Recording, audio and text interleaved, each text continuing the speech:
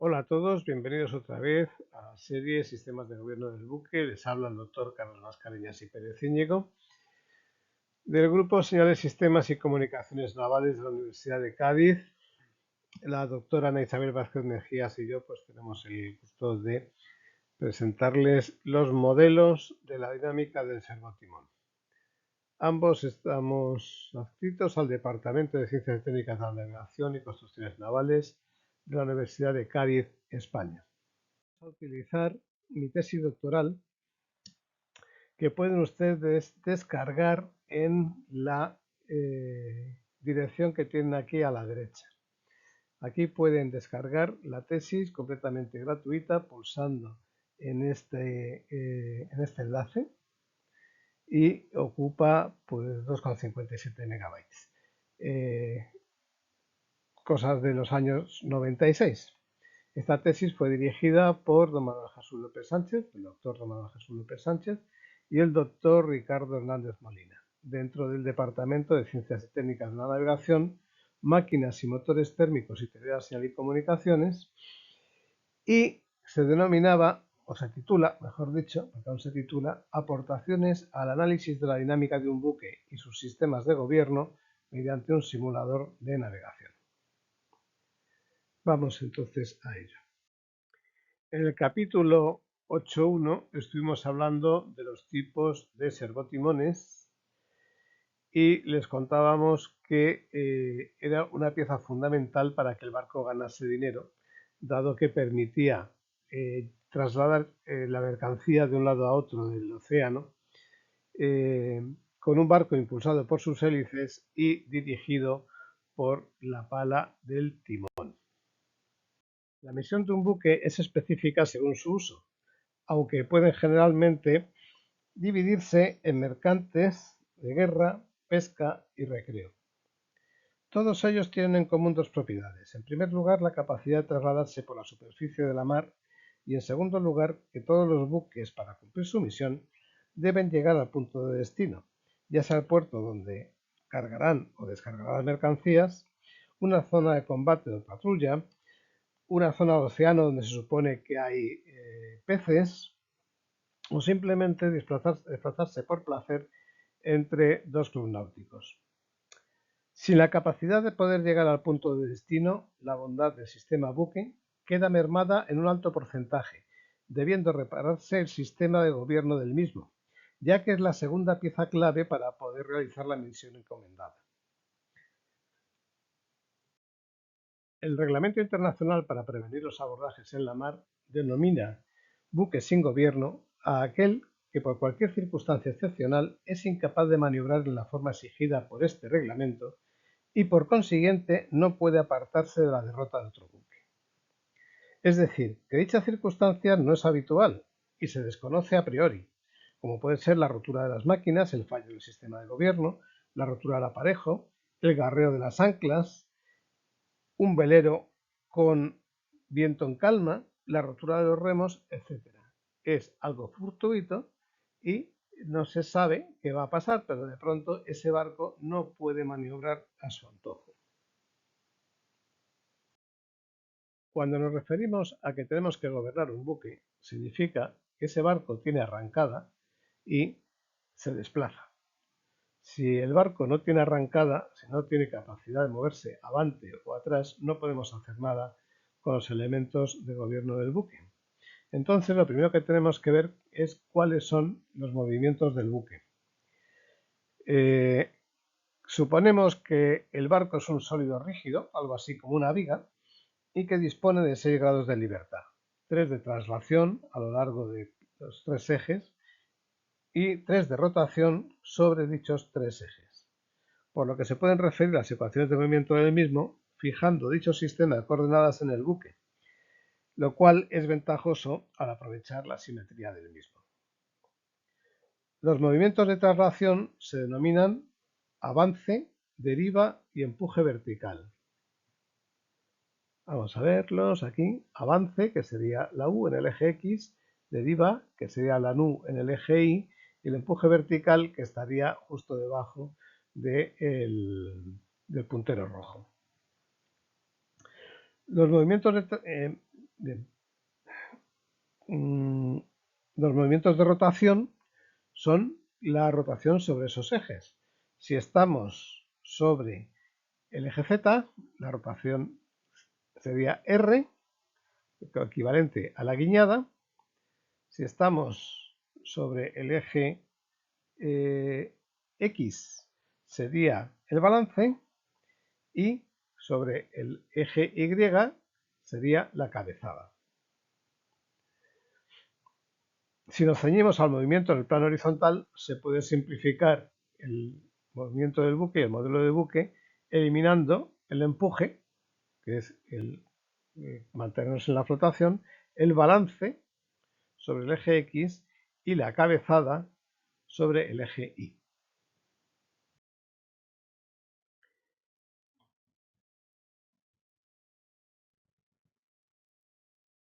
Las variables utilizadas para describir el movimiento horizontal de un buque se muestran en la figura que tenemos a la derecha.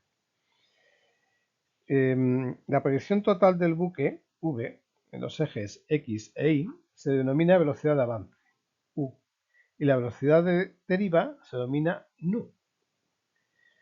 La velocidad de giro o caída se denomina R, la caída del barco, hacia un lado, hacia la banda.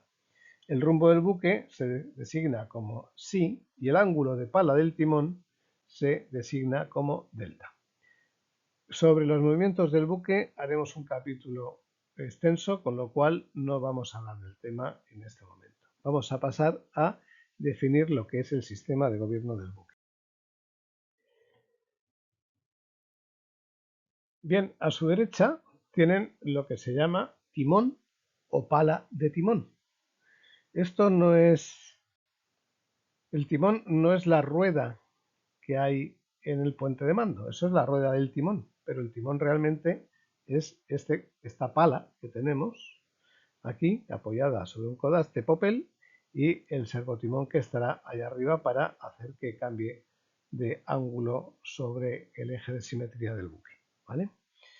Bien, pues la operación de gobernar el rumbo de un barco, llevada normalmente por el timonel, es lo más básico de la navegación. Para que un barco llegue a destino tiene que tener dos cualidades. Uno, que la hélice gire.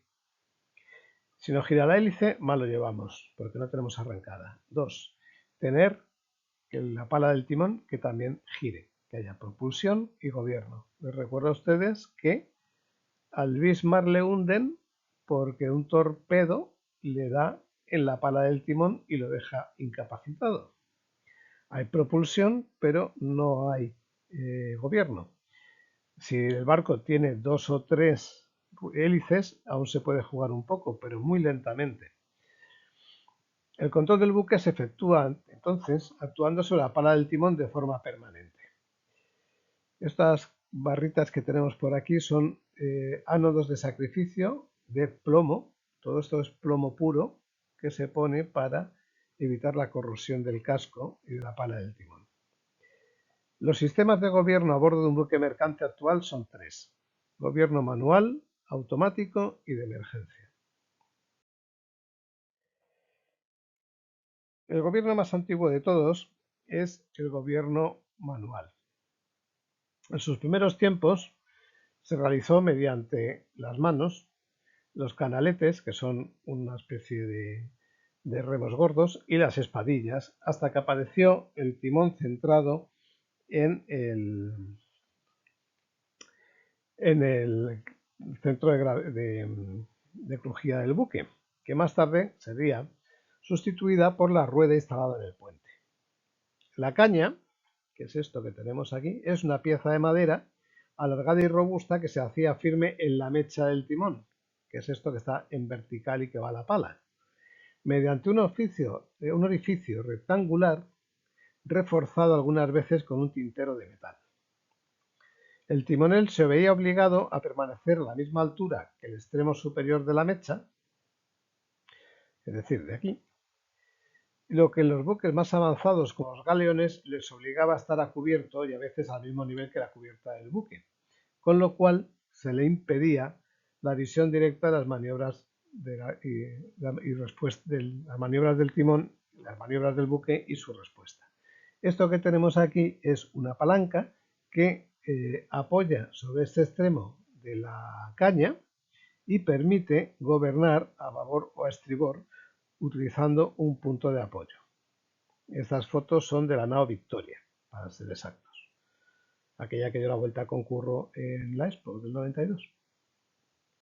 Desde 1794, la rueda del timón puede instalarse en los buques de gobierno a cierta altura sobre la mecha del timón, lográndose el telemando de la pala mediante un sistema de cables y pastecas.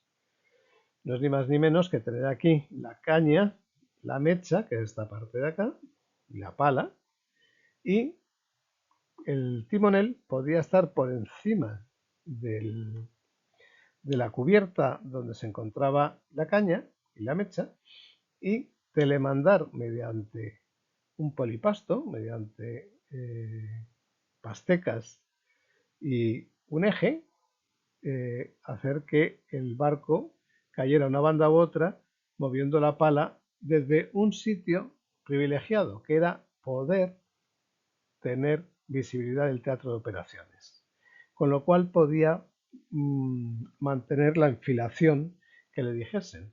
Una enfilación es una dirección que está determinada por dos puntos que se encuentran en línea recta, uno detrás de otro, por lo general. Entonces, muchas veces, en vez de dar rumbos para entrar o salir de puerto, lo que se da es una enfilación, por ejemplo, entre la proa y una iglesia, o entre una iglesia y un tanque de depósito de agua. Es decir, que la forma de dar los rumbos es variada dependiendo de la situación operativa por la que atraviese el barco. El aparejo de este sistema del demandado lo tenemos aquí y podría ser más o menos complicado dependiendo del tamaño del buque. Normalmente las ruedas se llevan en popa y lo que se utilizaba era un aparejo real que iba desmultiplicando la fuerza que hace el agua contra la pala del timón. Si nosotros queremos caer a babor, pues metemos la pala a babor, pero el agua intenta contrarrestar esa metida devolviéndonos la pala a su sitio. Y entonces hay que mantenerla con la fuerza de los brazos de una o varias personas para que mantenga esa metida a babor y el barco caiga. Es indispensable tener el acceso al gobernalle, que es la pala del timón, y la visibilidad del teatro de operaciones. Asimismo, un barco grande, para poder ser manejado a mano, tiene que ir despacito. Eso lo veremos más adelante. El servotimón está compuesto por una o dos motobombas, un juego de tuberías de aceite y un juego de actuadores. La motobomba a su vez está compuesto por un motor eléctrico y una bomba. El juego de tuberías es completamente fijo y los actuadores están compuestos por uno o más émbolos y sus respectivos cilindros. Al funcionar el motor eléctrico se impulsa el aceite que circula por las tuberías y comprime a los actuadores, empujando los émbolos dentro del cilindro. Cuando la presión ejercida es suficiente para desplazar estos y vencer la reacción de la mar sobre la pala, se produce la rotación de la mecha del timón. Con fines de análisis se dividirá el sistema en tres subsistemas: motor eléctrico, bomba y actuadores. Subsistema motor eléctrico. El subsistema motor eléctrico se puede modelizar como se indica en la fórmula que tenemos ahí delante, que es la función de transferencia de un motor eléctrico sin carga en el eje y que se controla por la intensidad de la armadura, donde omega sub e es la velocidad de rotación del eje de la armadura y sub i es la intensidad que circula por el campo, por la bobina del campo, y sub c es la intensidad que circula por la bobina de la armadura, K sub m es la constante del motor y K sub b es el coeficiente de amortiguamiento viscoso del aceite. Hay que señalar que la velocidad de rotación del motor de un servotimón suele ser constante, por lo que se puede realizar el mismo modelo para intensidades de campo y armaduras fijas. Subsistema bomba. En cuanto al subsistema bomba, podemos tratarlo como un amplificador de caudal de un líquido, es decir, que lo que se va a controlar es la velocidad a la que el aceite sale de la bomba hacia las tuberías. El caudal será variable si la velocidad de la bomba es de gasto variable. El caudal, en cambio, será fijo si la velocidad de la bomba es constante. La dinámica simplificada para una bomba de gasto fijo será C sub P en el tiempo será igual a K sub P por omega E de T, donde C sub P de T es el caudal de la bomba en metros cúbicos por segundo, K sub P es la constante de la bomba en revoluciones por segundo y vendrá dada por el volumen del fluido que puede desplazar en una revolución del palier, siendo sus dimensiones metros cúbicos por revolución. Y omega sub E de T es la velocidad del eje que impulsa la bomba, cuya unidad es revoluciones por segundo.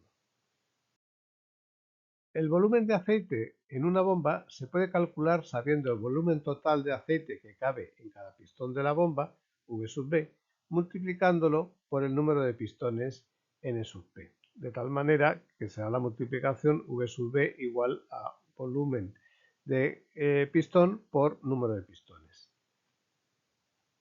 Sabiendo las revoluciones por minuto del motor que hace girar la bomba, omega sub E, se puede calcular el número de revoluciones por segundo dividido entre 60 y el volumen total de aceite, V sub T desplazado, se sabe si se sabe el tiempo en segundos que está activada la válvula de 4 vías y 3 posiciones, siguiendo la fórmula que tienen en pantalla. Pero si la bomba es de gasto variable, hay que tener en cuenta que aumenta el recorrido de los pistones en función directamente proporcional al tiempo y por lo tanto el caudal, con lo que el caudal instantáneo será C sub V en el tiempo, el caudal de la bomba de gasto variable, D sub P, que es el diámetro del cilindro, multiplicado por I sub P L sub P o longitud de la carrera del pistón, y omega sub E, que es la velocidad angular de rotación del eje de la bomba, multiplicado por el tiempo y dividido por 60 para que nos dé en segundos. Pasando al subsistema actuadores, que es el que utilicé en mi tesis doctoral y es el que usaba el buque Ciudad de Zaragoza, que en vez de utilizar vano rotatorio tenía pistones rotatorios con dos cilindros semicirculares que albergan dichos pistones también semicirculares, porque obviamente no podrían circular por dentro, y estando estos fijados a la mecha del timón. El margen de giro era de más o menos 35 grados, o 35 grados a babor, 35 grados a estribor, y la cavidad por la que se deslizarían los émbolos también sería cilíndrica y de radio R. En la posición de timón al medio, que es el que tiene abajo a la izquierda, o en crujía, ambos cilindros contienen la misma cantidad de aceite y cuando penetra aceite en uno de ellos se produce un desplazamiento circular de los émbolos y el giro de la pala. La característica de funcionamiento del servotimón de émbolos giratorios depende del volumen de aceite que pueda penetrar en ellos. De tal manera que el ángulo delta que gira es igual al arco θ descrito y R es la distancia entre el centro de la mecha y el centro del pistón. Por lo tanto, la función de transferencia que tenemos ya en el dominio de Laplace nos dice que θ de S es igual a delta de S por R, o lo que es lo mismo. El arco es igual al ángulo por el brazo, o el radio, por decirlo de alguna manera. El volumen de aceite que ha penetrado está en función del arco descrito y la superficie del émbolo, es decir, de su radio y del arco trazado por su centro, de tal manera que la cantidad de aceite que entra es igual a 2pi r por el arco descrito. Si queremos calcular la relación de volumen de aceite y ángulo de salida, debemos aplicar esta fórmula, 2pi r por el ángulo girado y por el radio, de tal manera que la relación entre ellos nos va a dar una constante, dado que R es constante, R pequeña, y R grande también, con lo cual nos va a dar una constante. Y sabemos que para tanto volumen que entra, tanto ángulo que gira. Vamos a describir el servotimón del buque Ciudad de Zaragoza, que es el que empleé en mi tesis, repito, no el servotimón sino el barco, para tomar datos, para luego introducir todos esos datos en un simulador de navegación y STL Atlas Electronic e intentar caracterizar la dinámica de ese barco.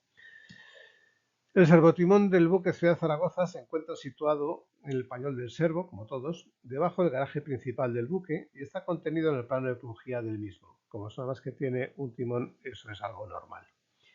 Dispone de un servomotor Tenford tipo, ese que tienen ustedes ahí, de cilindros rotatorios y dos bombas axiales de gasto variable dotadas de válvulas de 4 vías y 3 posiciones gobernadas por solenoide. Ya hemos hablado de esto en el capítulo 7. El pañol del servo permanece sin vigilancia de la maniobra y toda la navegación, quedando solo los sistemas automáticos de detección de fuego y gases. Con el fin de poder efectuar el gobierno de emergencia, el pañol dispone de una rueda acoplada a una bomba manual, un indicador eléctrico de posición de timón, un indicador mecánico de posición de timón, un repetidor de giroscópica y un terminal autoexcitado del sistema de comunicaciones del buque enlazado directamente con el puente. Eso es para cumplir con la Organización Marítima Internacional en lo que se refiere a sistemas de gobierno o al pañol del servo. Se puede dividir el servotimón en las siguientes partes: actuador hidráulico servomotor, motobomba, válvula de maniobra, electroválvula de 4 vías y 3 posiciones, bomba manual, tanque de expansión, arrancadores de los motores eléctricos y tuberías. Actuador hidráulico o servomotor. Consiste en un cilindro en forma de anillo con pistones rotatorios cuyo centro es la mecha del timón. Los pistones o émbolos actúan directamente contra la pestaña de la limera, aunque no están rígidamente conectados a la misma. Los movimientos axiales y radiales de la mecha del timón no son transmitidos hacia los pistones, sino que únicamente se transmitirán los movimientos normales a la pala del timón y que pueden ser provocados por las perturbaciones ajenas al sistema de gobierno. Para evitar las sobrepresiones en los circuitos de aceite, el servotimón dispone de unas válvulas de seguridad taradas a 40 kilogramos partido por centímetro cuadrado.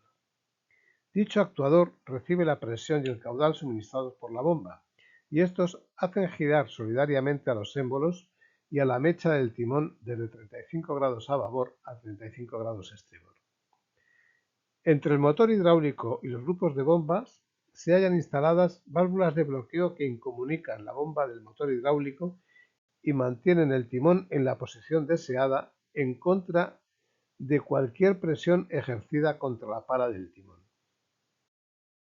Aquí tienen ustedes el corte y planta y alzado lateral, bueno, perfil, planta y perfil.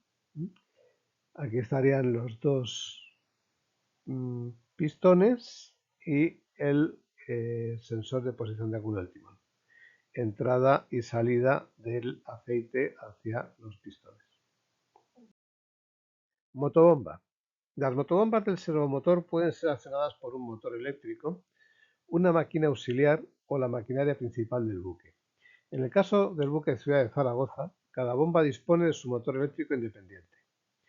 Cada bomba está provista de la combinación de un palier axial y un cojinete radial de bolas o rodillos, existiendo movimiento en dos partes, una rueda dentada y un anillo con engranaje interior. Las bombas giran continuamente y alimentan el aceite de la válvula de maniobra. Cuando el servomotor está en posición parado, el aceite puede regresar libremente al aceite. En cuanto a la motobomba de gasto variable, también les recuerdo el capítulo 7. Para evitar que las impurezas metálicas que se formen puedan acceder a los émbolos de la bomba y el actuador, El sistema dispone de un filtro magnético que debe ser revisado y limpiado en cada inspección anual. La dirección de rotación de la bomba es única y está indicada por la flecha sobre la brida de la bomba. Si la bomba girase en sentido contrario al especificado, sería causa de una avería en la instalación o de la falta de aceite en el tanque de la bomba. Las electrobombas se encuentran situadas con su eje de rotación paralelo al plano longitudinal del buque y a ambos lados de la entrada del pañol, lo que permite el acceso fácil a la válvula de 4 vías y 3 posiciones. Aquí tienen ustedes lo que es el motor eléctrico, la bomba axial, y aquí tenemos la válvula de 4 vías y 3 posiciones con los pulsadores de emergencia. Las solenoides y las para el gobierno desde el puente y la entrada y la salida del aceite.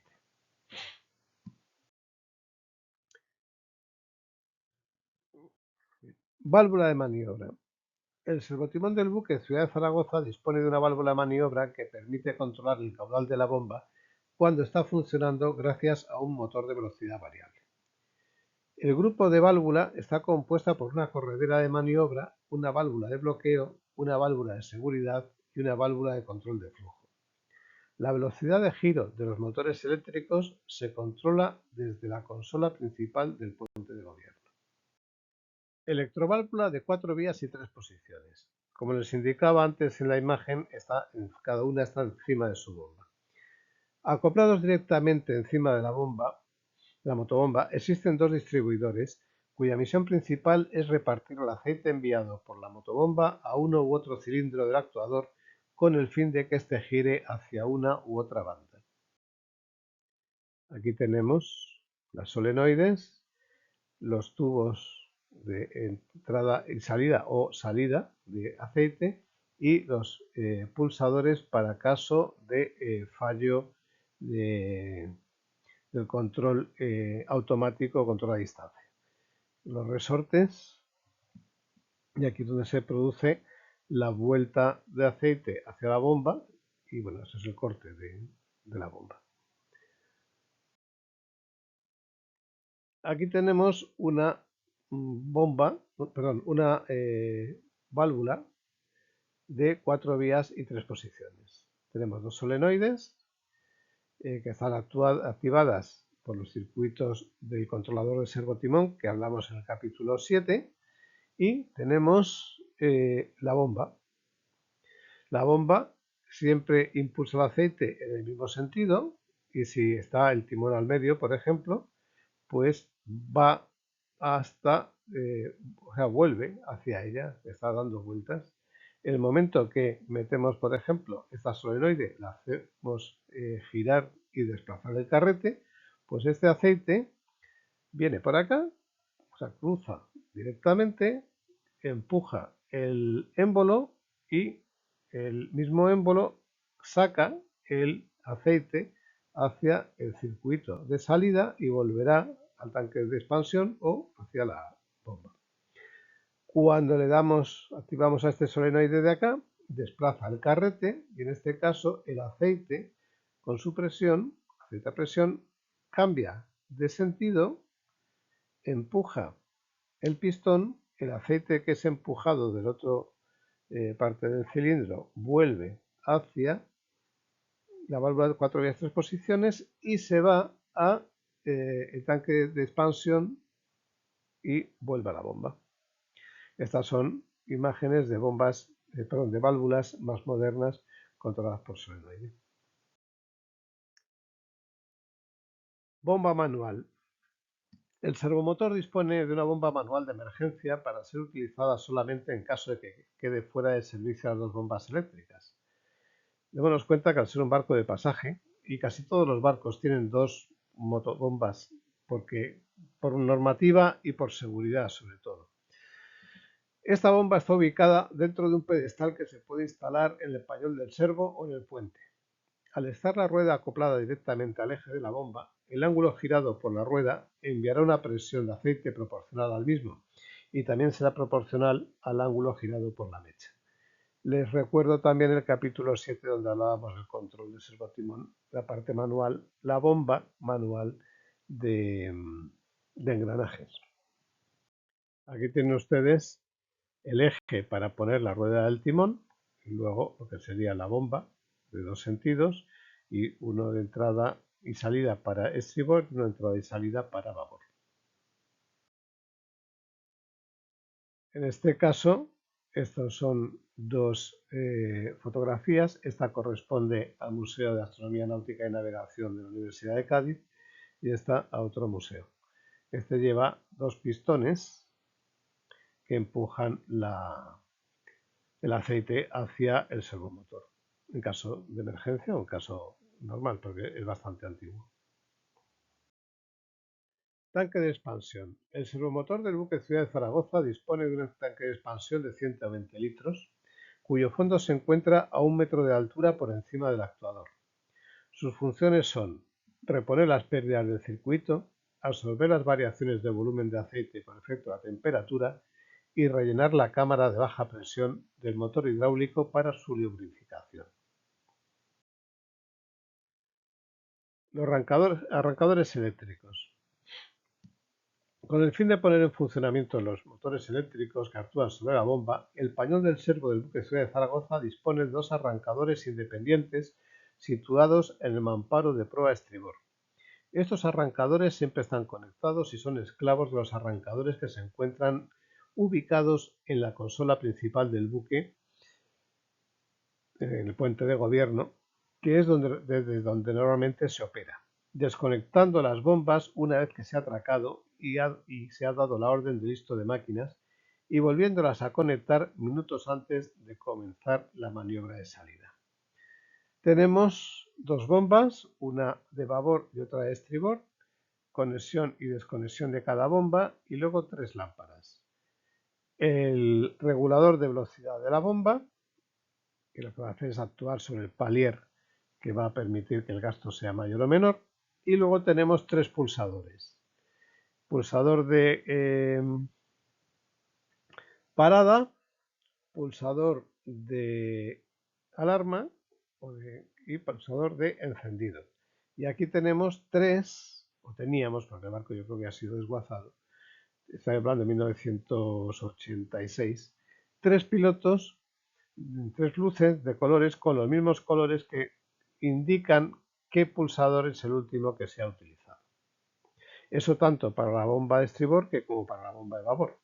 En el caso de tener que entrar y salir de puerto o pasar por un canal muy estrecho, como el canal de Suez, por ejemplo, se llevan activadas ambas bombas y con la misma velocidad.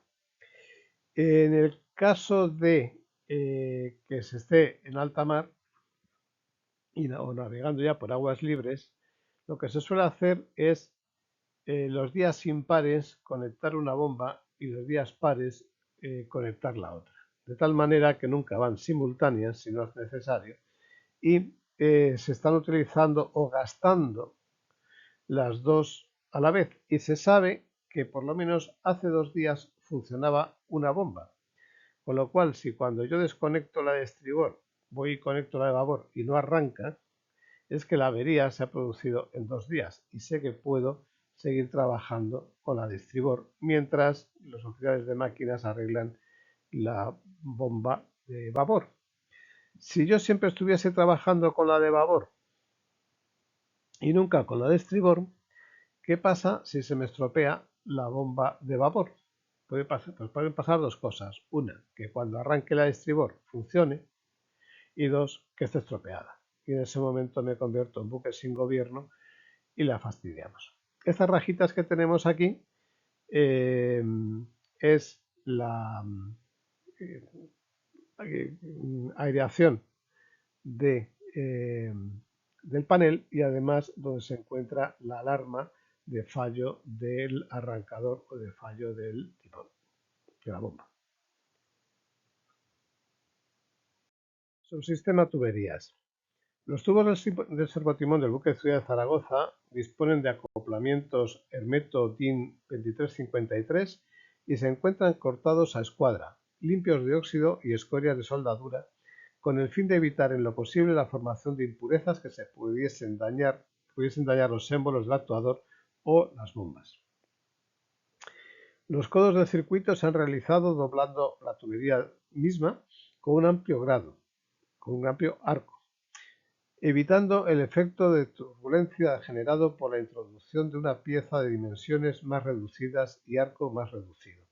Les recuerdo el número de Reynolds, que lo pueden encontrar por internet, y lo que son las perturbaciones en las tuberías, turbulencias. Existe una inclinación de las tuberías durante todo el recorrido, siendo su parte más baja la salida de aceite desde las válvulas de 4 vías, la intermedia la del actuador hidráulico y la más elevada la entrada del tanque de expansión.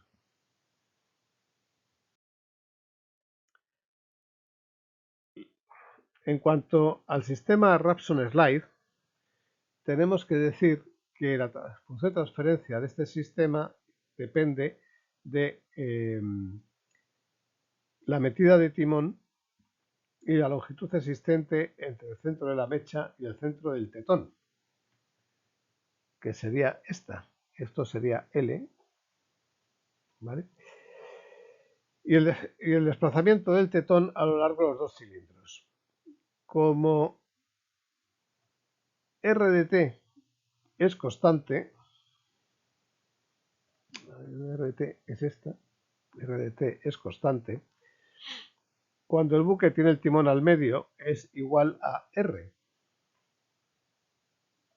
ya que aumenta a medida que se introduce la pala a una banda. Es necesario calcular la longitud de la distancia entre el centro de la mecha y el centro del tetón para cada instante. Si R de T es tangente al ángulo de metida, podemos decir que RT es la raíz cuadrada entre R y L, siendo L el desplazamiento del tetón y R la longitud existente entre el desplazamiento, el centro y la mecha. Con lo cual la función de transferencia es esta que tenemos aquí. El ángulo girado es la raíz cuadrada de R cuadrado más L cuadrado de T multiplicado por el arcoseno de L de T. Cuando tenemos un sistema de perno con actuador giratorio, el sistema se basa en una barra de enlace que está unida al émbolo del servotimón por un extremo y por otro acaba en un perno. Es decir, esto es normalmente el costado o una pieza del barco que se hace fija con un perno y aquí se une el cilindro, que suele ser uno de dos, pero normalmente aquí ya tenemos puesto uno, y una barra de enlace que une el pistón con una palanca, una caña, que al final muere en la mecha de la pala del timón. El perno está embutido en una palanca de forma elipsoidal, en caso de utilizar dos cilindros con actuadores dobles, o simplemente longitudinal, en el caso de utilizar un solo cilindro de actuador doble, como este que estamos viendo, cuyo eje de giro es la mecha del timón, a la cual está soldada. El perno puede girar libremente dentro de la palanca con un solo grado de libertad. El cilindro, que soporta los pistones de actuadores dobles, tiene en su extremo más alejado de la mecha un soporte en forma de anillo que gira sobre otro tetón afirmado al casco o a la cubierta del buque, lo que permite girar sobre dicho eje al mismo tiempo que desplaza los pistones y la palanca de la mecha, o lo que es la caña. Como en posición de timón al medio la palanca forma 90 grados con la barra de enlace, que sería este de aquí, en este caso, y a su vez también 90 grados con la pala, el desplazamiento de la barra de enlace en L metros provocará un giro de la pala de θ grados. El modelo del sistema es este que tenemos aquí. El ángulo girado es R, esta distancia, por el R por el arcoseno del desplazamiento. Si L es variable en el tiempo, θ de t será R, que es fijo, o constante, por el arcoseno del desplazamiento en el tiempo. Aquí tenemos el vano rotatorio. Ya hablamos de él anteriormente en el capítulo 7. Y su función de transferencia viene dado como que el ángulo girado es el arco descrito dividido por R1 más R2, donde R1 y R2 es la longitud del vano y R2 la longitud de la mecha del timón. Como el arco es variable en el tiempo, el ángulo también lo es. El arco está definido por la cantidad de aceite que se introduce en el vano, es decir, por el incremento de volumen. Si V es el volumen a cada lado del vano, cuando la pala se encuentra en el medio del buque, en crujía, el incremento de V será el volumen introducido de aceite que corresponda al arco delta de T.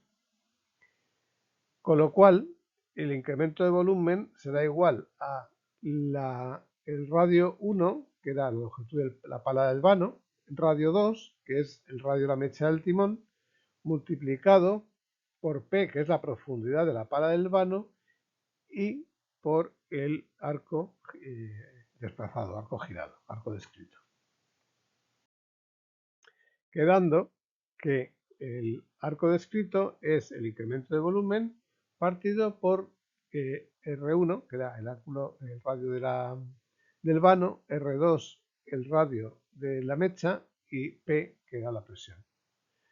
Con lo cual, pasando a Laplace, lo que nos dice es que el ángulo girado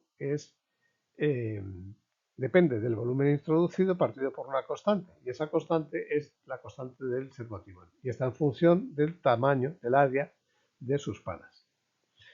Con lo cual sabemos que para tanto volumen metido, tanto ángulo girado.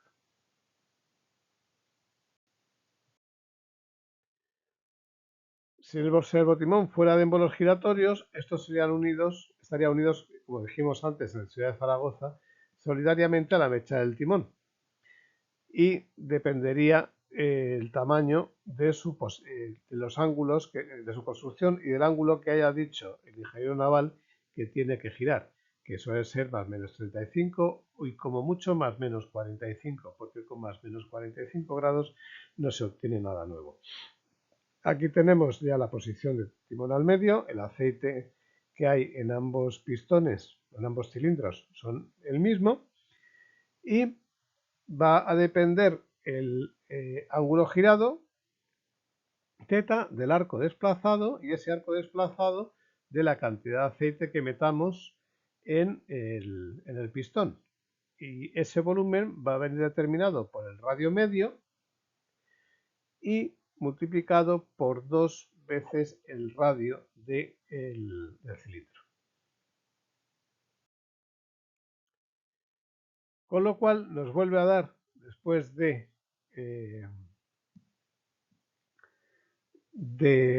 analizar las funciones de transferencia, que el ángulo desplazado en función del volumen va a ser constante. Bien, pues este capítulo ha sido más de matemáticas, ha habido un poco de descripción de lo que era el buque de Ciudad de Zaragoza y luego ya nos hemos metido con las matemáticas que nos permiten calcular las bombas y el volumen de aceite que hay que meter en un servotimón, en el actuador, para que la pala gire el ángulo deseado. Si tenemos bombas de gasto fijo, pues dependerá del tiempo, y si tenemos bombas de gasto variable, pues dependerá de la velocidad de la bomba. Muchas gracias por su atención, muchas gracias por darle a me gusta, muchas gracias por aguantarnos, y la doctora Ana Isabel Vázquez Mejías y yo les esperamos en el próximo capítulo. En la descripción del vídeo podrán ustedes acceder a las transparencias que se encontrarán en el repositorio Rodin de la Universidad de Cádiz en cuanto nos den el enlace para que ustedes puedan pinchar. Hasta la próxima. Chao, chao.